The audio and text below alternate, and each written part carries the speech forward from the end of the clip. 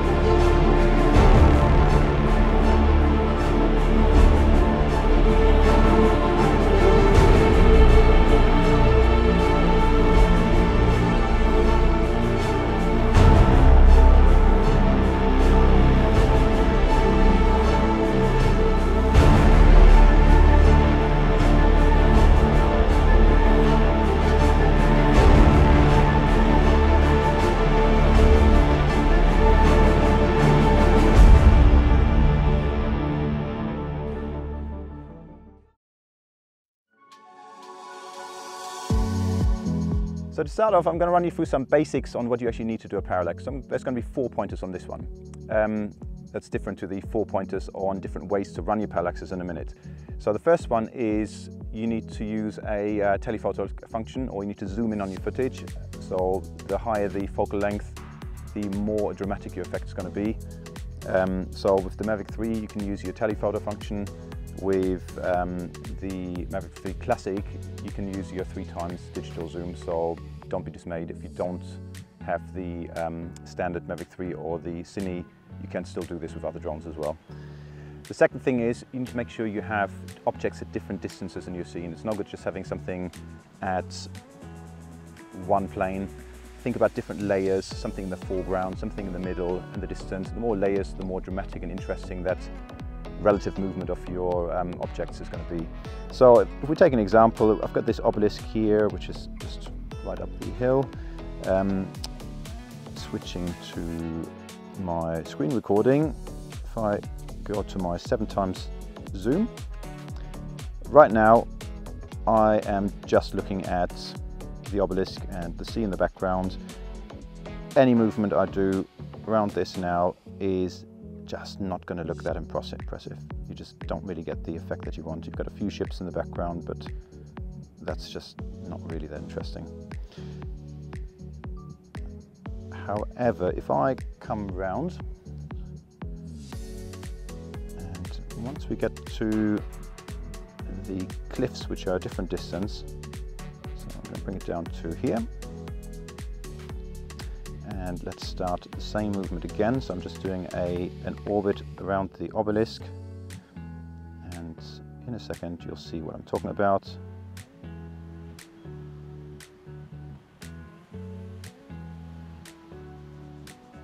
There you go. So this looks more interesting now.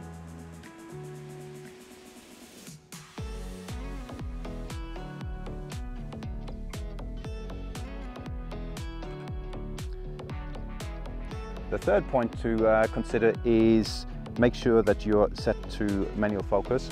I'm autofocus right now, got away with it. Generally, just make sure you set to manual focus, because with the telephoto, more than anything, you find that your picture can hunt, your focus can hunt quite a bit. So make sure it's set to manual. And also consider whether, in this case, you will actually focus on your foreground more than your background. It's probably more relevant with the telephoto function than anything else. Plane flying over, but it's fine, he's up there, I'm under 400 feet.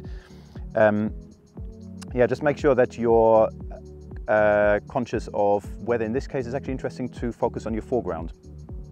Okay, so The way I normally do this is click autofocus, select what I'm focusing on, then tap on autofocus again, and you've now locked it in place and you shouldn't have any focal hunting. Okay,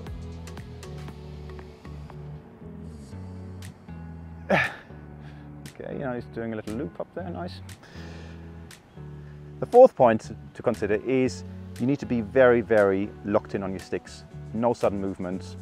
Any that you do, because you've zoomed in, is going to create a quite unsightly effect. So just really lock in your fingers. Okay, so that's the 4 points you need to consider to get a parallax.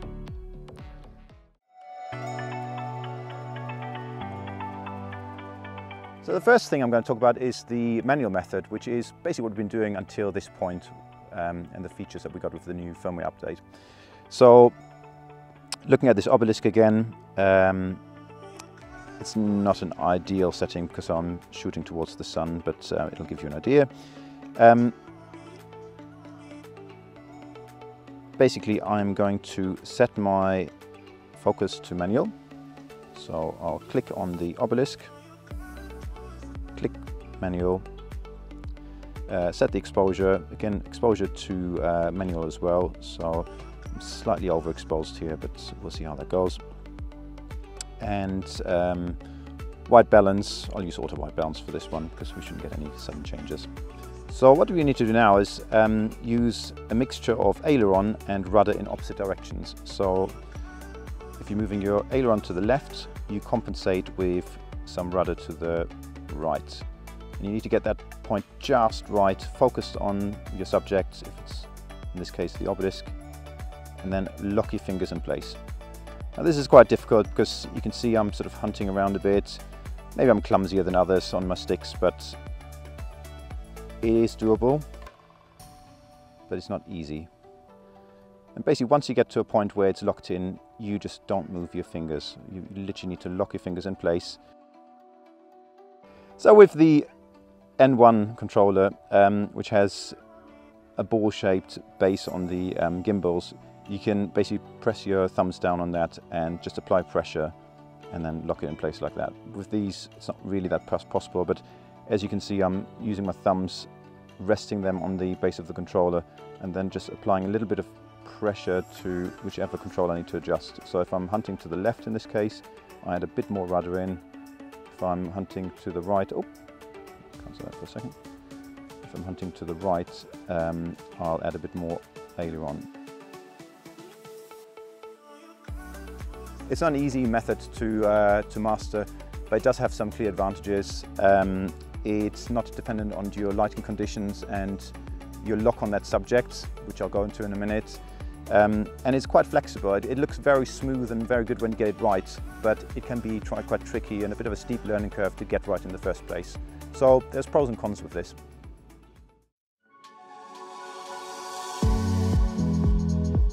So the second method of doing a parallax uses the new point of interest in telephoto function. So what we can now do is select our subject just like we did with the larger 4/3 camera, and select a subject. And what we can now do is a point of interest. So let's just move this down a bit. Select point of interest.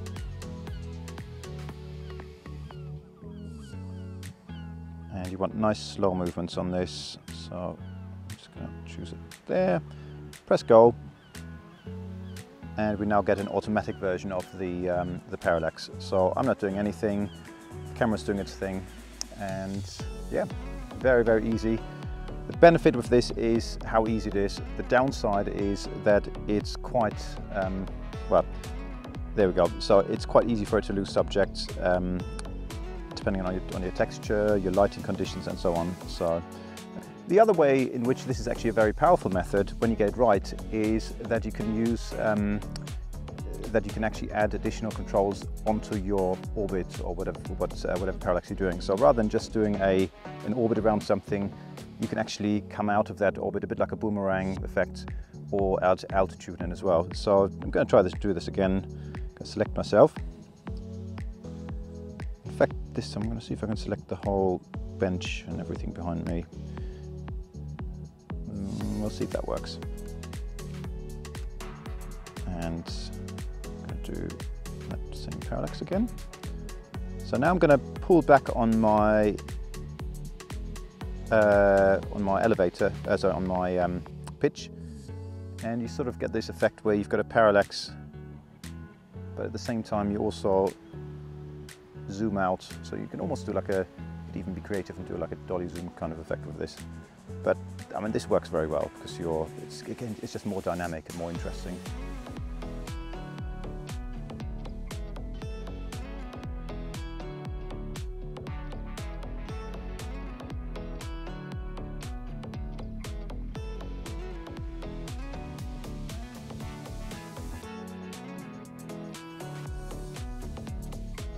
Then doing the same thing again with a change of altitude. So what can look quite cool is if you have a slightly down view on something, select the subject, and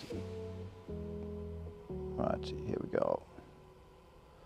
And then I'm going to pull down on my left stick, and again you're just getting a new kind of effect. So it's now just locked onto something else, but it still works.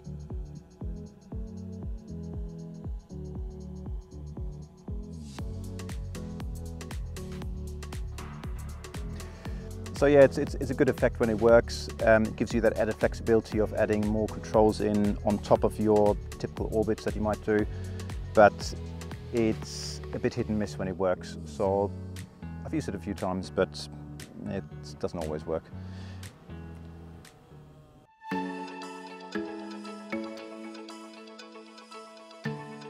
So the third way of doing your parallax is using the spotlight function.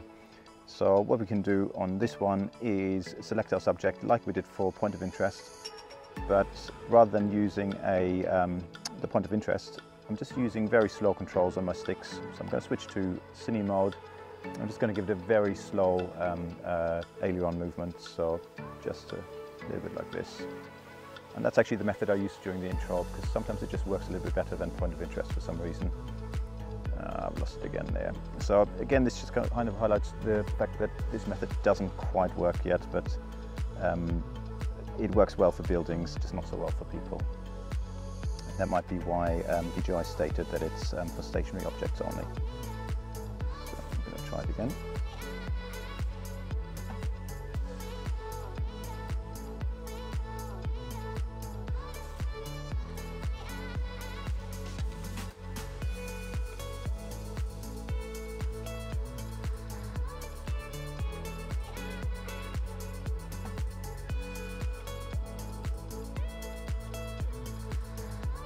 Yeah, so in this case it actually worked better than before. So just to try that again one more time, I've got my spotlight or my subject selected. It's not a full selection. I think this is where it's just kind of sort of got it, or it's just not got a proper lock on it. But sometimes that's actually a more stable lock anyway. So if I just give it some right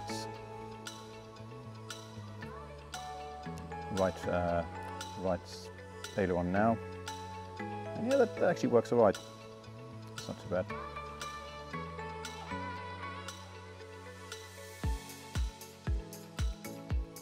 So the beauty of this is when you get it right, it just takes a very, very minor control input.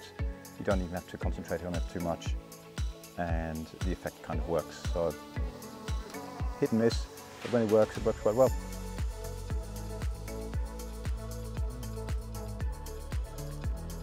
Again, as with the point of interest, footage can be a bit unstable. Your best friend, especially on a windy day, is going to be to use a warp stabilizer just to smooth over the footage and give it a bit of a finished look.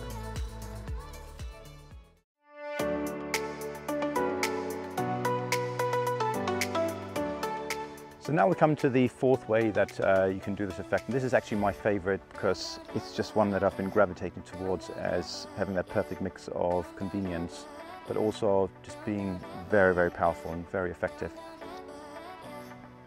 Okay, so for my fourth method of doing a parallax, we're basically using a mixture of the manual method and the new cruise control feature that we've now got available. So I'm going to set my focus. switch to manual focus to lock that in place, and I'm going to start my manual parallax by giving right aileron and opposing left rudder. It's easier to switch to cine mode for this, just to slow your rates down a bit as well. So I'm going to bring it back to here, and right aileron, left opposing rudder. And if you focus on some of the bricks on the obelisk and just get that crosshair just fixated on one of those, once you're happy with it, press your button you've assigned to the parallax, to the cruise control, and you can let go of the controls, and you now get a parallax effect without having to do anything. You can still adjust it slightly.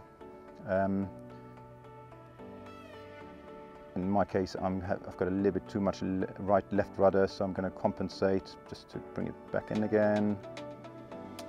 And you can actually then update your cruise control as well, just by pressing the button again. It's now updated it with the new rudder input that you've just given it.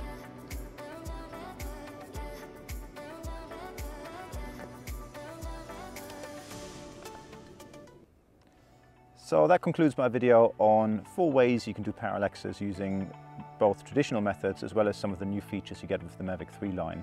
Hope you found the video useful. If you did, please like and subscribe. And also let me know in the comments below which of the methods I used appeal to you the most, or how you like to do your parallaxes. Other than that, I'm going to see you in the next video. Till then, stay safe, happy flying, and I'll talk to you soon.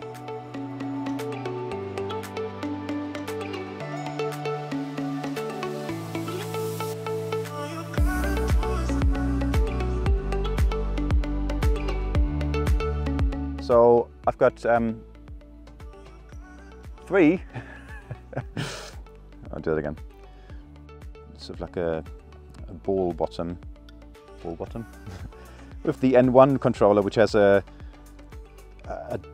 more ball-shaped base. You can apply pressure to those balls.